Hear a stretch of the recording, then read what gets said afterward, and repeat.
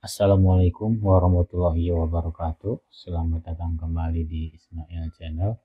Untuk video kali ini saya akan coba membahas tentang soal UKK untuk program keahlian teknik elektronika industri. Baik, saya langsung aja untuk membahas. Nah, yang saya akan bahas itu saya akan ambil contoh untuk yang paket 2, yakni yang berkenaan dengan elektropneumatik. Jadi di paket 2 ini soal yang akan diujikan itu yang berkenaan dengan aplikasi sortir barang menggunakan pneumatik ya. Nah, ini ada gambar langkahnya yang sudah disediakan pada soal itu sendiri. Tapi sebelumnya kita lihat dulu alat yang digunakan. Nah, ini alat yang digunakan dengan spesifikasi minimal ya. Di sini ada servis unit, ada katup 3/2, kemudian 5/2 yang double tentu saja. Kemudian double acting cylinder, one way flow control, relay, sensor proximity, limit switch, push button, dan lain sebagainya.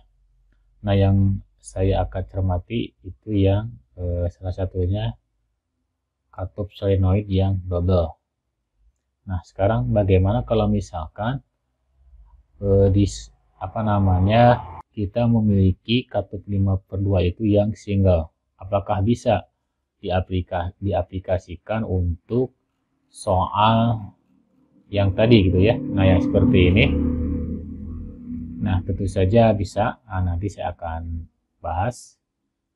Baik, saya langsung aja membahas ke soalnya. Nah, ini cara kerja yang diinginkan dari soal ini berdasarkan diagram langkah. Jadi pada saat kondisi normal, artinya push button ini belum ditekan. Jadi ini ada diagram langkahnya, ini langkah kondisi awal ya, angka pertama, kedua, dan lain sebagainya. Jadi pada kondisi awal ini diawali dengan angka 0 gitu ya. Jadi piston, nah ini kedua piston ini masih dalam kondisi diam. Kemudian pada saat push button start ini ditekan, maka yang pertama kali yang keluar itu adalah yang silinder A. Nah, ini bisa ditunjukkan di diagram langkahnya.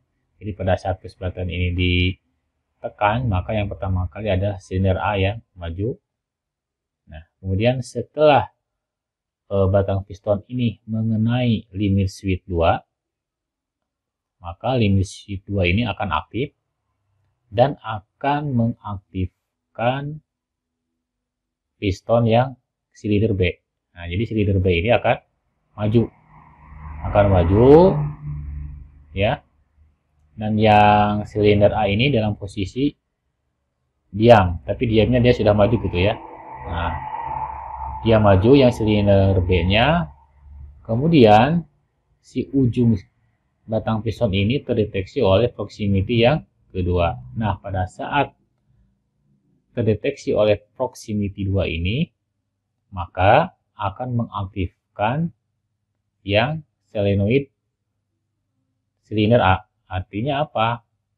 Batang piston silinder A ini akan kembali mundur ya, mundur masuk ke dalam. Nah, ini dia mundur, kemudian dia akan mengaktifkan limit switch 1 seperti yang ini. Pada saat limit switch 1 ini aktif, maka giliran yang batang silinder B ini akan mundur kembali. Nah, ini kembali mundur, kemudian akan terdeteksi oleh proximity yang pertama. Pada saat proximity pertama aktif, maka apa yang terjadi? Maka batang silinder yang A akan maju kembali. Nah, dan seterusnya ya.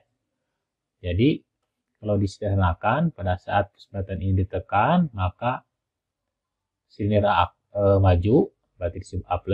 Setelah itu B+, ya, B+ itu dia maju. Setelah itu A- itu artinya dia batang mundur kembali. Kemudian B-, terus dia berulang A+, B+, A-, B-, dan seterusnya. Pada saat push button stop ini ditekan, maka masing-masing kedua piston ini akan masuk kembali ke posisi normal. Seperti itu cara kerja yang diinginkan. Nah, sekarang bagaimana cara kerja yang tadi itu diaplikasikan ke rangkaiannya?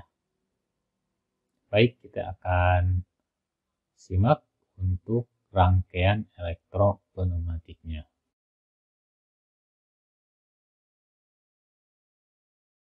Nah, ini rangkaian elektropneumatiknya menggunakan katup solenoid yang double ya. Jadi ini ada dua buah solenoid di double.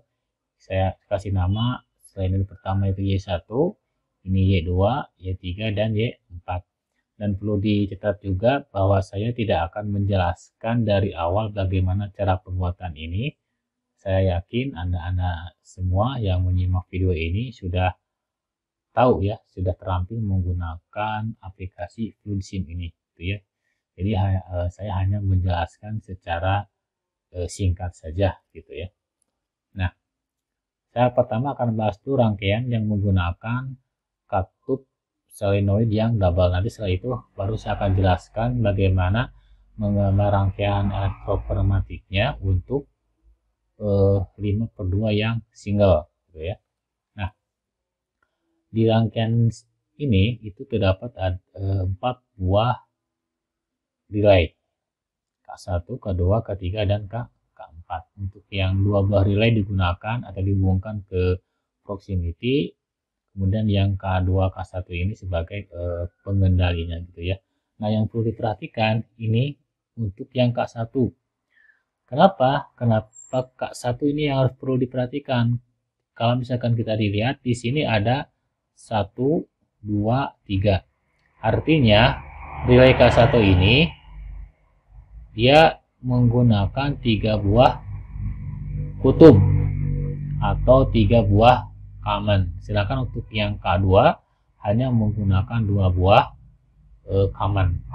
Artinya apa? Bahwa untuk K1 ini gunakan relay yang 14 pin. Kalau yang menggunakan 8 pin berarti kekurangan 1 common, gitu ya. Nah, untuk yang kedua ini sudah pas untuk menggunakan yang relay yang 8 pin. Untuk K3, K4 8 pin juga bisa ya. Ada kelebihan 1 pol gitu. Nah, bagaimana misalkan kalau K1-nya hanya menggunakan yang 8 pin? Ya, otomatis kan akan kekurangan 1 common. Nah, untuk supaya bisa bekerja, maka relay ini harus ditambah lagi, berarti harus ada 5, berarti itu kurang efisien. Jadi K1 gunakan yang relay 14 pin, seperti itu ya. Nah, sekarang bagaimana cara kerjanya? Baik, kita lihat simulasinya. Nah, ini jadi kondisi awal pada saat kesempatan ini belum di start. Yang aktif itu adalah solenoid Y2 dan solenoid Y4. Y2 dan Y4. Berarti dia akan Y2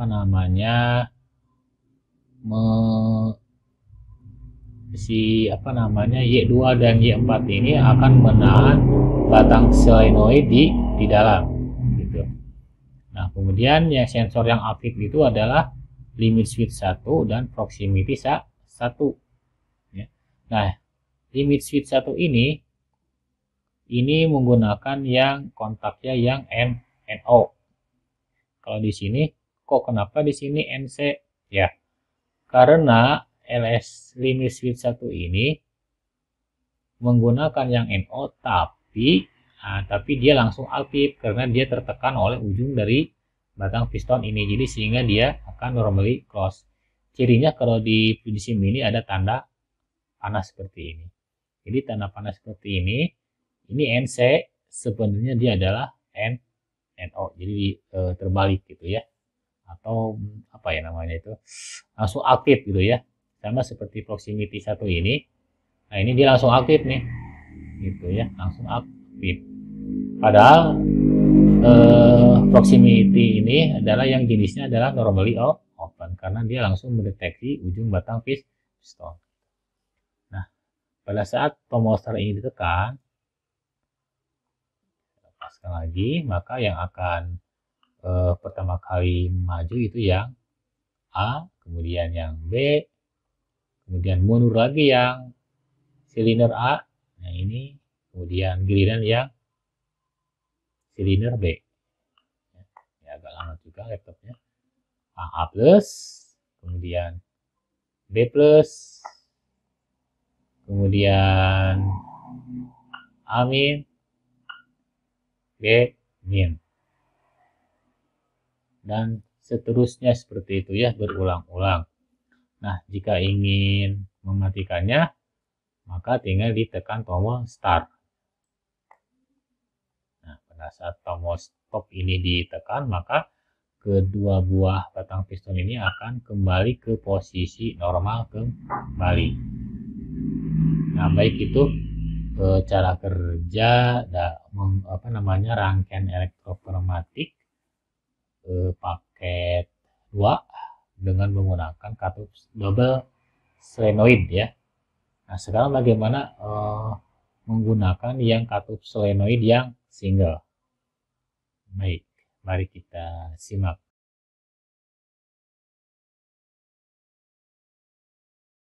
Nah, ini rangkaiannya yang menggunakan 5/2 single ya, katup 5/2 single. Jadi ada 2 buah solenoid, Y1, ini saya ganti aja menjadi Y2 aja. Y2, kemudian di sini juga Y2. Nah, kalau menggunakan katup 5/2 solenoid yang single ini, maka ada penambahan relay. Jadi ada 5 buah relay. Ada 5 buah relay. Untuk jumlah relaynya yang berapa pin? Apakah yang 8 pin, 14 pin? Lihat saja kontak common-nya dipakai itu yang berapa common gitu ya. Contohnya misalkan ini K2. K2 cuma dipakai 2 common, berarti cukup yang 8 pin. K1 1 2 8 pin juga ya. Kemudian untuk yang keempat dan kelima masing-masing dia menggunakan 1 common. Kalau yang ketiga dia 2 common. Jadi semuanya bisa menggunakan yang 8 pin. Ya. Nah, cara kerjanya bagaimana? Cara kerjanya sama. Ya, sama seperti yang tadi yang dari awal. Cuman yang perbedaannya adalah yang limit switch yang pertama. Limit switch yang pertama itu kondisi yang sesungguhnya adalah normally pakai yang normally close gitu. Kalau yang tadi yang double itu dia limit switchnya pakai yang normally open. Baik, kita langsung saja bagaimana cara kerjanya. Nah, ini kondisi awal seperti ini. Masing-masing batang piston masih belum bergerak. Pada saat tombol start ini ditekan, maka ini A plus, B plus, kemudian A min, B min, A plus lagi, B min lagi, dan seterusnya seperti itu ya. Nah, untuk cara kerjanya silahkan dianalisis sendiri. Saya hanya akan memberikan contoh rangkaiannya. Silakan kalau misalkan bisa dikembangkan sendiri, silakan kembangkan sendiri ya.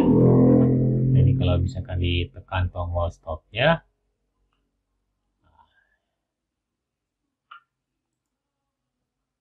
maka batang piston akan kembali ke posisi normal. Baik, sekian dulu penjelasan saya. Penjelasan yang singkat ini semoga bermanfaat. Wassalamualaikum warahmatullahi wabarakatuh.